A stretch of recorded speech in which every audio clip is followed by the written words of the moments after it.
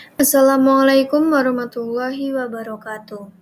Perkenalkan, saya Azalea Azhara Widodo dengan NIM 22010022 Program Studi D3 Perminyakan Angkatan 22. Di sini saya akan menjelaskan materi tentang well control. Pengertian dari well control adalah prosedur yang digunakan untuk menjaga tekanan dalam sumur saat mengebor, menyelesaikan, atau memproduksi suatu sumur. Well control sendiri dilakukan dengan cara menjaga tekanan hidrostatik lumpur tetap berada di atas tekanan formasi. Lalu untuk mengestimasi tekanan fluida formasi, menggunakan casing dan kepadatan lumpur untuk mengimbangi tekanan. Well control berlaku untuk berbagai operasi, seperti pengeboran, penyelesaian sumur, pengerjaan ulang sumur, dan perawatan sumur. Tujuan well control tersendiri untuk mencegah blowout dan menjaga keselamatan operasional. Lalu untuk mencegah pelepasan fluida yang tidak terkendali dari lubang sumur ke lingkungan di sekitarnya. Well control merupakan teknik dan prosedur yang digunakan dalam kegiatan pemboran, perbaikan sumur, dan penyelesaian sumur. Prinsip kerja dari well control sendiri adalah untuk menjaga agar tekanan hidrostatik lumpur tetap berada di atas tekanan formasi. Tekanan hidrostatik yang lebih besar daripada tekanan formasi akan mencegah fluida formasi masuk ke dalam lubang sumur.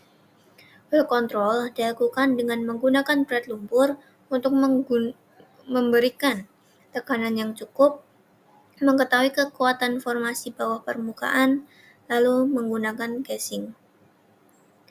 Jika well control tidak terjaga, fluida formasi dapat mengalir sampai ke permukaan yang kemudian dikenal dengan blowout atau semburan liar.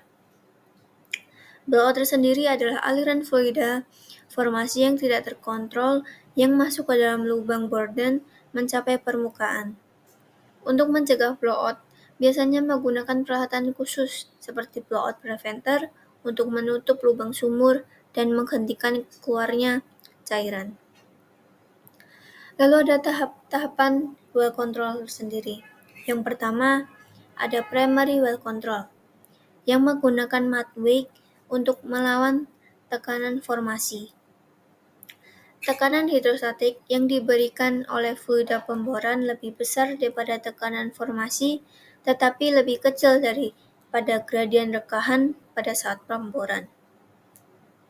Jika tekanan hidrostatik lebih kecil dari tekanan reservoir, fluida reservoir dapat masuk ke dalam lubang sumur.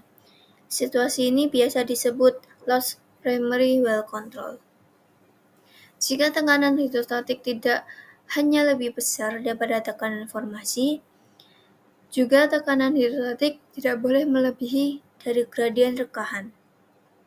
Jika lumpur di dalam lubang terlalu berat, hal itu akan menyebabkan lubang sumur pecah dan akan menghadapi sebagian masalah seperti loss circulation. Ketika fluida hilang ke dalam formasi, maka lumpur yang di lubang sumur akan menurun yang akan mengakibatkan berkurangnya tekanan hidrostatik. Untuk skenario terburuknya akan kehilangan kendali sumur primer dan masuknya hantaman lumpur ke dalam lubang sumur. Biasanya tekanan hidrostatik yang lebih sedikit akan lebih seimbang daripada tekanan reservoir yang biasanya diinginkan. Lalu yang kedua dari secondary well control. Menggunakan blowout preventer jika tekanannya melebihi batas. Prinsip secondary well control sendiri adalah menggunakan kill method untuk mengontrol kick in flux.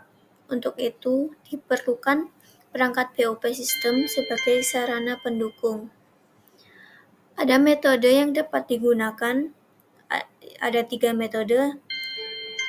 Yang pertama ada driller method. Driller method adalah merupakan metode killing dengan 2 kali sirkulasi. Sirkulasi pertama bertujuan untuk mengeluarkan influx dari dalam lubang bor dengan original map sambil mempersiapkan lumpur berat. Apabila hal ini telah tercapai, ditandai dengan SIDP sama dengan SICP. Lalu